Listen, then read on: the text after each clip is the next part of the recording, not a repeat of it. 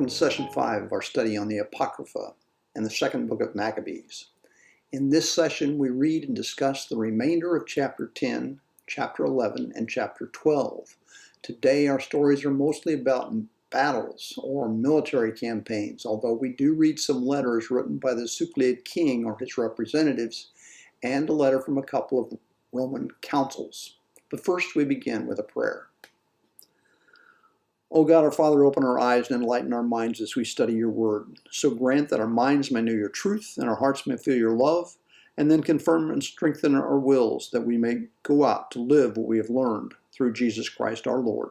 Amen. So in Session 4, we discussed the beginnings of Judas Maccabaeus' revolt and the death of Antiochus IV Epiphanes. We also discussed the purification of the temple in Jerusalem, which we read about in the first 8 verses of chapter 10. Today we begin with verse 9 of that chapter. Such then was the end of Antiochus, who was called Epiphanes. So this verse obviously refers to chapter 9 on the death of Antiochus IV Epiphanes. Its appearance here may be somewhat confusing because, as I just said, the first 8 verses of chapter 10 tell the story of Judas' purification of the temple, not the death of Antiochus. The New English Bible treats the text from chapter 10, verse 9 through the end of chapter 13 as a separate section, which covers the reign of Antiochus V from December 164 through the spring of 161. Much of the material here is paralleled by material in First Maccabees, but comparison of the two books again suggests that Second Maccabees has not put all the events in the right sequence. So we go on with verse 10. Now we will tell what took place under Antiochus Eupator, who was the son of that ungodly man, and will give a brief summary of the principal calamities of the wars. The man, when he succeeded to the kingdom, appointed one Lysias to have charge of the government, and Protarchus to be governor of Coelesyria and Phoenicia. Ptolemy, he was called Macron, took the lead in showing justice to the Jews because of the wrong that had been done to them, and attempted to maintain peaceful relations with them. As a result, he was accused before Eupator by the king's friends. He heard himself called a traitor at every turn because he had abandoned Cyprus, which Philometor had entrusted to him, and he had gone over to Antiochus Epiphanes. Unable to command the respect due his office, he took poison and ended his life. When Antiochus IV left Antioch to raise money and troops in Persia, he left Lysias as vice-regent in charge at Antioch.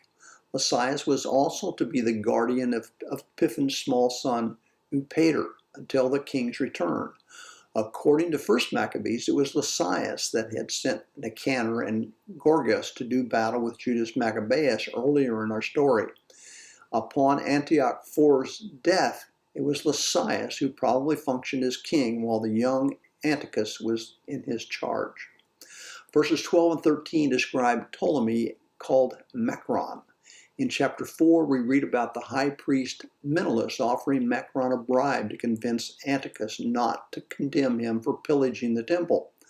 Other than that, we've not read much about Macron. So let's go on. When Gorgas became governor of the region, he maintained a force of mercenaries, and at every turn he kept attacking the Jews. Besides this, the Ademons, who had control of important strongholds, were harassing the Jews. They received those who were banished from Jerusalem and endeavored to keep up the war. But Maccabaeus and his forces, after making solemn supplication and imploring God to fight on their side, rushed to the strongholds of the Ademons, attacking them vigorously. They gained possession of the places and drove back all who fought upon the wall and slaughtered those whom they encountered, killing no fewer than 20,000. When at least 9,000 took refuge in 2 very strong towers, well equipped to withstand the siege, Maccabaeus left Simon and Joseph, and also Zacchaeus, and his troops, a force sufficient to besiege them, and he himself set off for places where he was more urgently needed. But those with Simon, who were money hungry, were bribed by some of those who were in the towers, and on receiving 70,000 drachmas, let some of them slip away. When word of what had happened came to Maccabeus, he gathered the leaders of the people and accused these men of having sold their kindred for money by setting their enemies free to fight against them. Then he killed these men who had turned traitor and immediately captured the 2 towers. Having success at arms in everything he undertook, he destroyed more than 20,000 in the 2 strongholds. The region of Idumea is southern Palestine, southeast of Judea. The various numerical figures in this section are obvious exaggerations. Again, there is no information about the location of the towers or the time period. Perhaps the point of the illustration about the siege of the 2 towers was, first, Judas succeeded in almost every military endeavor he undertook, and second, when he lacked complete success, it was due to treachery of his soldiers. The details of what happened and where and when are less important. Let's go on to verse 24. Now Timothy, who had been defeated by the Jews before, gathered a tremendous force of mercenaries and collected the cavalry from Asia in no small number. He came on, intending to take Judea by storm. As he drew near, Maccabeus and his men sprinkled dust on their heads and girded their loins with sackcloth in supplication to God.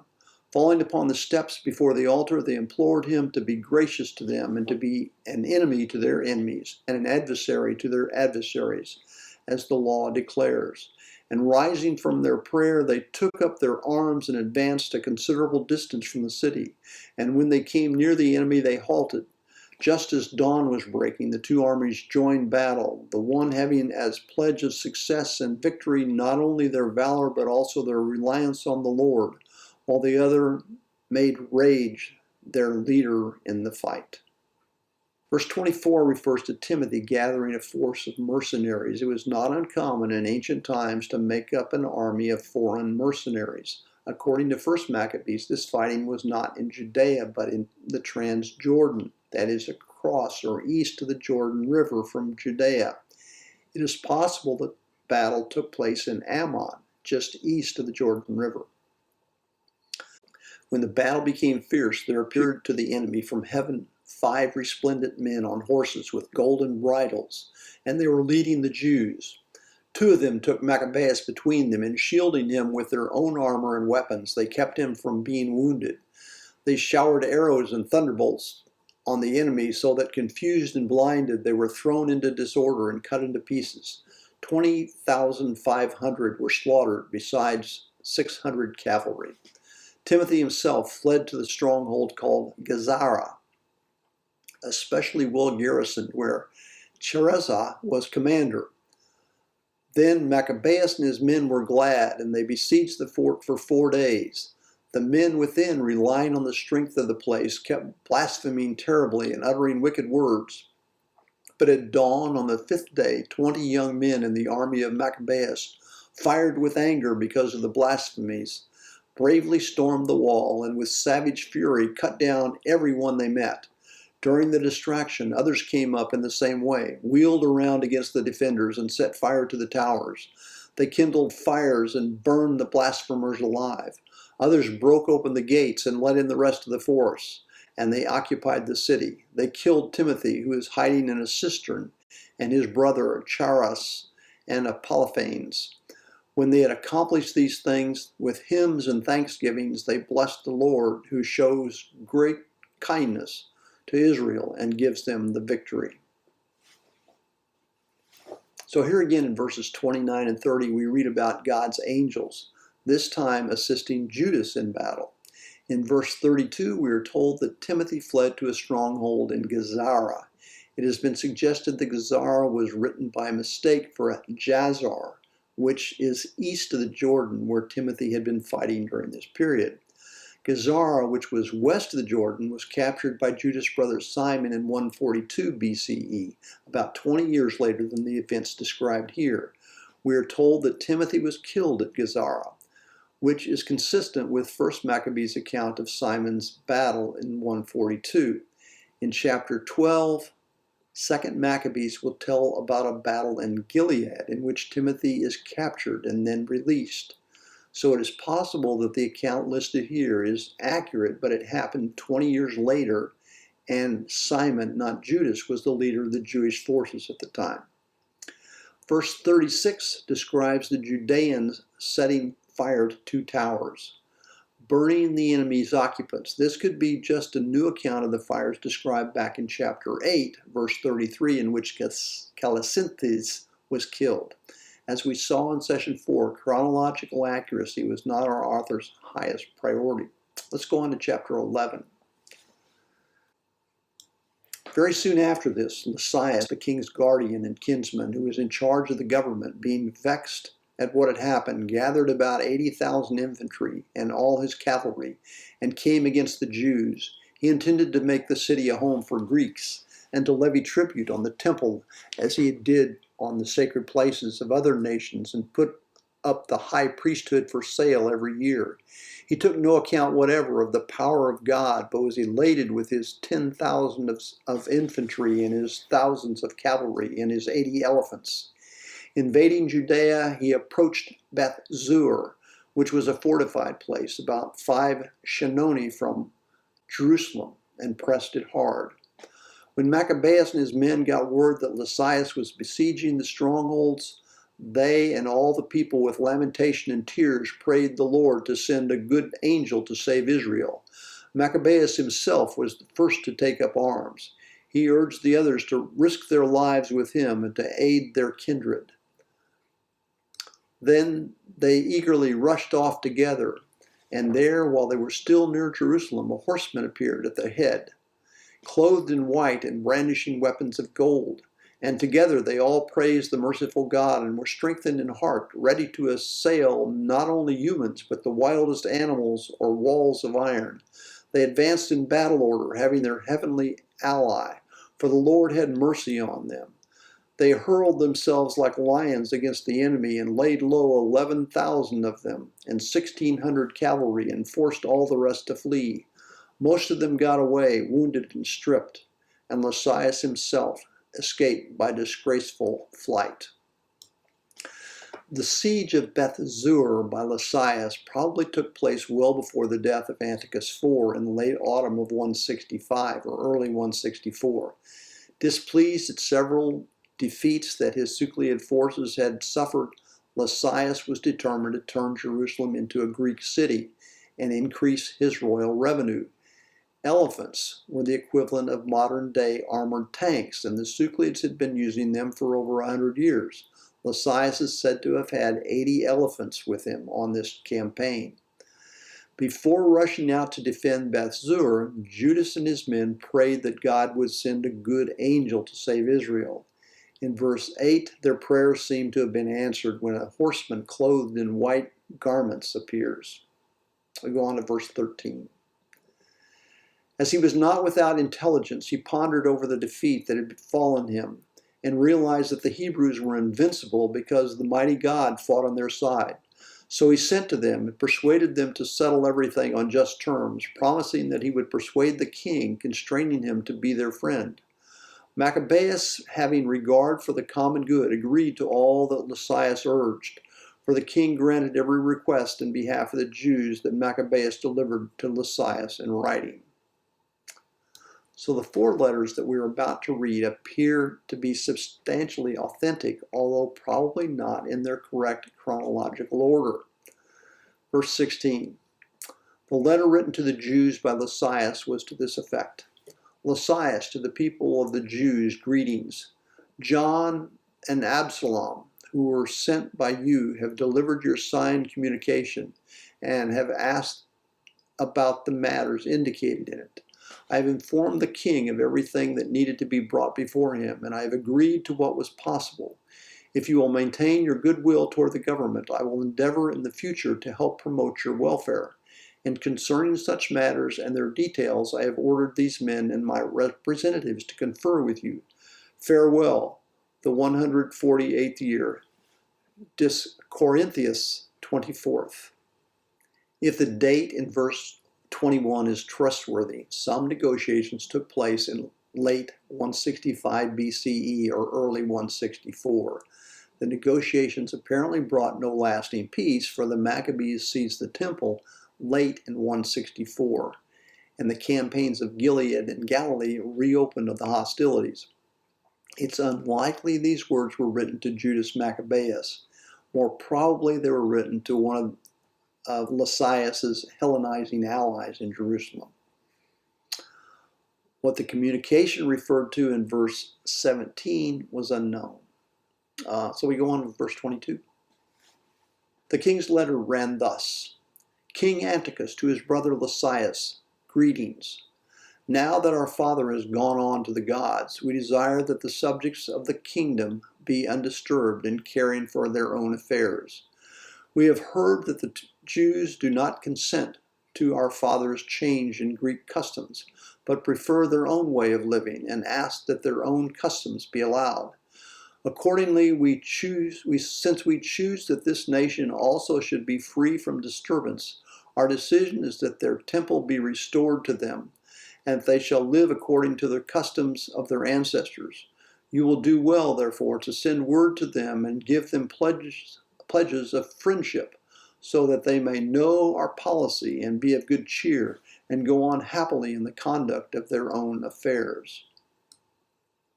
So this letter, nominally from Antiochus V to Lysias, was written after his father died, perhaps in early 162.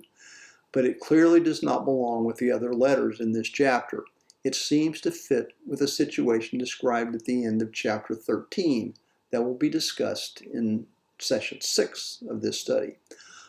By that point, Lysias had realized that the decree suppressing the Jewish law was a major mistake which had infuriated an already disturbed people. Our next letter is from Antiochus, and if the date is correct, March 164, it would have to have been Antiochus IV.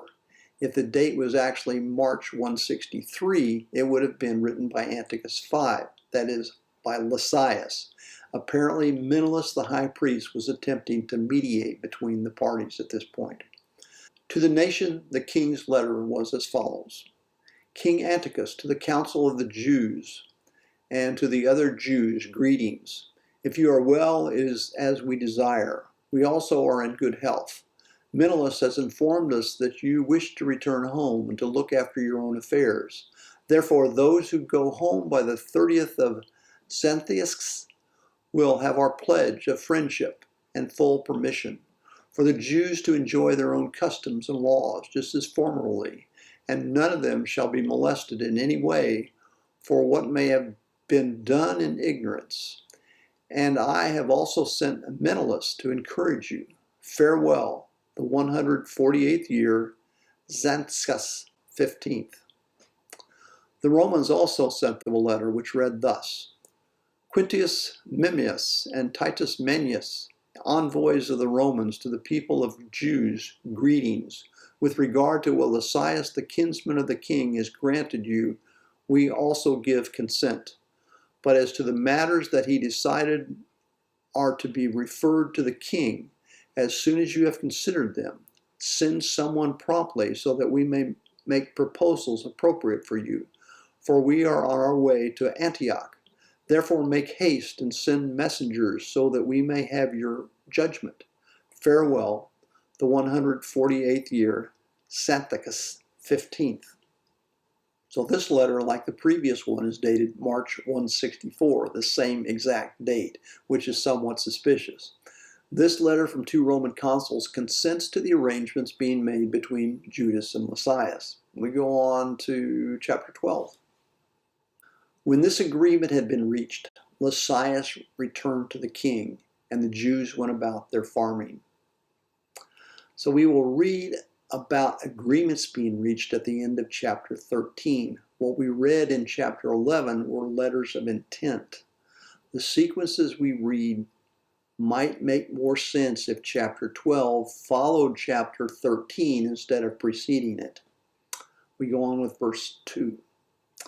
But some of the governors in various places, Timothy and Apollonius, son of Genesius, as well as Hieronymus and Demophon and in addition to these, Nicanor, the governor of Cyprus, would not let them live quietly and in peace. And the people of Joppa did so ungodly a deed as this. They invited the Jews who lived among them to embark with their wives and children on boats that they had provided, as though they were no ill will to the Jews. And this was done by public vote of the city. When they accepted, because they wished to live peaceably and suspected nothing, the people of Joppa took them out into the sea and drowned them, at least 200. When Judas heard of the cruelty visited on his compatriots, he gave orders to his men, and calling upon God, the righteous judge, attacked the murderers of his kindred. He set fire to the harbor by night and burned the boats and massacred those who had taken refuge there. Then, because the city's gates were closed, he withdrew, intending to come again and root out the whole community of Joppa. But learning that the people in Jamnia meant in the same way to wipe out the Jews who were living among them, he attacked the Jamites by night and set fire to the harbor and the fleet, so that the glow of the light was seen in Jerusalem 30 miles distant. Jews were apparently not popular along the coastal towns, but this story highlights Judas as protector of the Jews outside of Jerusalem and Judea. The Nicanor described in verse 2 does not seem to be the same individual that we read about earlier in this study and that we will read about again later toward the end. Verse 10.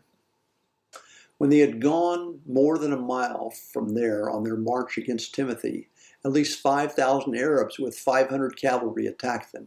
After a hard fight, Judas and his companions, with God's help, were victorious.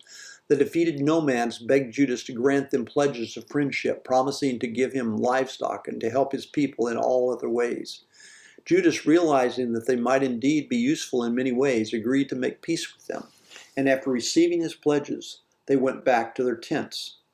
He also attacked a certain town that was strongly fortified with earthworks and walls and inhabited by all sorts of nations. Its name was Caspin.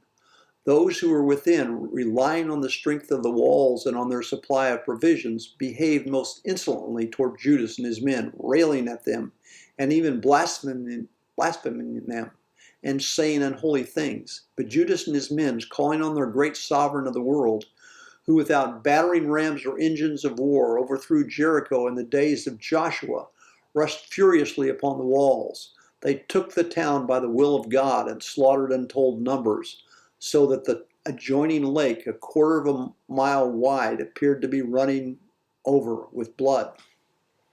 So there were not likely Arab nomads a mile from the town of Jamna on the coast of the Mediterranean. So that story again seems to be out of context. This section primarily describes a campaign against Timothy in Gilead in northern Transjordan. Caspin may be Caspor, which is located about 9 miles east of the Sea of Galilee. Verse 17. When they had gone 95 miles from there, they came to a stockade, to the Jews who are called Tuobani. They did not find Timothy in that region, for he had by then left there without accomplishing anything, though in one place he had left a very strong garrison. Lysias and Eupator, who were captains under Maccabeus, marched out and destroyed those whom Timothy had left in the stronghold, more than 10,000 men. But Maccabeus arranged his army in divisions, set men in command of the divisions, and hurried after Timothy, who had with him 120,000 infantry and 2,500 cavalry. When Timothy learned of the approach of Judas, he sent off the women and children and also the baggage to a place called Carnaim, for that place was hard to besiege and difficult to access because of the narrowness of all the approaches. But when Judas' first division appeared, terror and fear came over the enemy at the manifestations to them of him who sees all things. In their flight they rushed headlong in every direction, so that often they were injured by their own men and pierced by the points of their own swords. Judas pressed the pursuit with utmost vigor, putting the sinners to the sword, and destroyed as many as 30,000. Timothy himself fell into the hands of Lysias and Eupator, and their men. With great guile he begged them to let him go safely, because he held the parents of most of them, and the brothers of some, to whom no consideration would be shown. And when with many words he had confirmed his solemn promise to restore them unharmed, they let him go, for the sake of the saving of their kindred. Then Judas marched against Carnaim and the temple of Artargatus, and slaughtered 25,000 people. After the rout and destruction of these, he marched also against Ephron, a fortified town where Lysias lived, with multitudes of people of all nationalities. Stalwart young men took their stand before the walls and made a vigorous defense, and great stores of war engines and missiles were there. But the Jews called upon the sovereign, who with power shatters the might of his enemies, and they got the town into their hands and killed as many as 25,000 of those who were in it.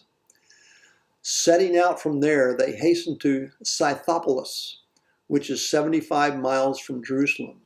But when the Jews who lived there bore witness to the goodwill of the people of Scythopolis, had shown them and their kind treatment of them in all times of misfortune, they thanked them and exhorted them to be well disposed to their race in the future also.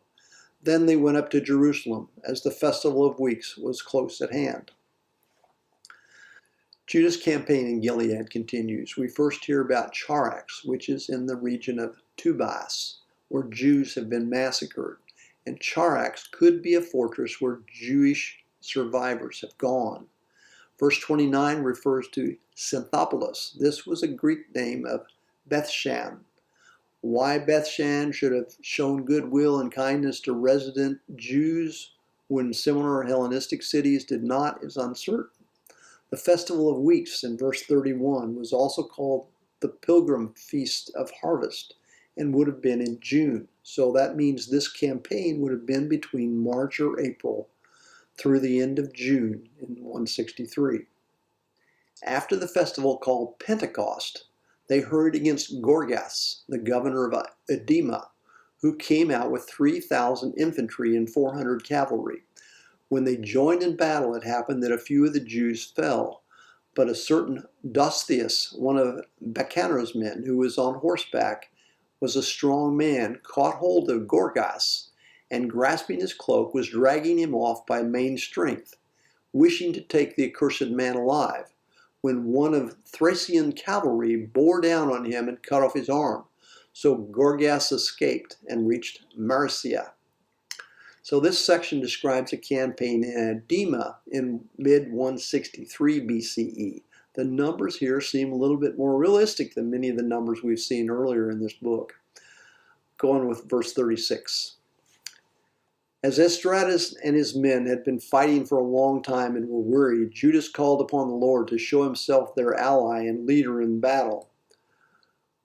Language of their ancestors he raised in battle with hymns, and then he charged into Gorgas' troops when they were not expecting it and put them to flight. So Judas calls upon the Lord, and his soldiers were singing hymns, probably psalms. Verse 38. Then Judas assembled his army and went to the city of Adullam, as the seventh day was coming on, and they purified themselves according to the custom and kept the Sabbath there.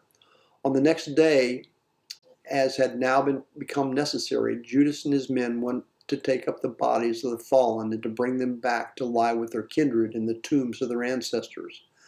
Then under the tunic of each one of the dead they found sacred tokens of the idol of Jamnia, which the law forbids the Jews to wear. And it became clear to all that this was the reason these men had fallen. So they all blessed the ways of the Lord, the righteous judge who reveals the things that are hidden. And they turned to supplication, praying that the sin that had been committed might be wholly blotted out. The noble Judas exhorted the people to keep themselves free from sin, for they had seen with their own eyes what had happened as a result of the sin of those who had fallen. He took up a collection man by man to the amount of 2,000 drachmas of silver and sent it to Jerusalem to provide for a purification offering. In doing this, he acted very well and honorably, taking account of the resurrection. For if he were not expecting that those who had fallen would rise again, it would have been superfluous and foolish to pray for the dead. But if he was looking to the splendid reward that is laid up for those who fall asleep in godliness, it was a holy, pious thought. Therefore, he made atonement for the dead so that they might be delivered from their sin. Judas and the Jews were not clear victors in this particular battle, in this occasion, and Judas retired to Adullam to avoid the enemy. They purified themselves because they had been in contact with blood or corpses, or probably both. Foreign idols were banned in Israel, and this provided a good excuse for why this group of soldiers had died. They had been carrying idols. In spite of their sin, the soldiers had died fighting for the Maccabean cause, and their example had served its purpose. So Judas collected money for a sin offering to free the dead from their sin. In our next session, we'll read chapters 13 through 15, the conclusion of this book. Eupator campaigns against Judas. We have a treaty, a new king appears on the scene, and Maccabeus is victorious over Nicanor. Our discussion session will be Thursday, February 9th at 6:30 p.m. If you would like to participate, don't forget to let me know. You can send an email to online.classes@northgateumc.org. Have a good week.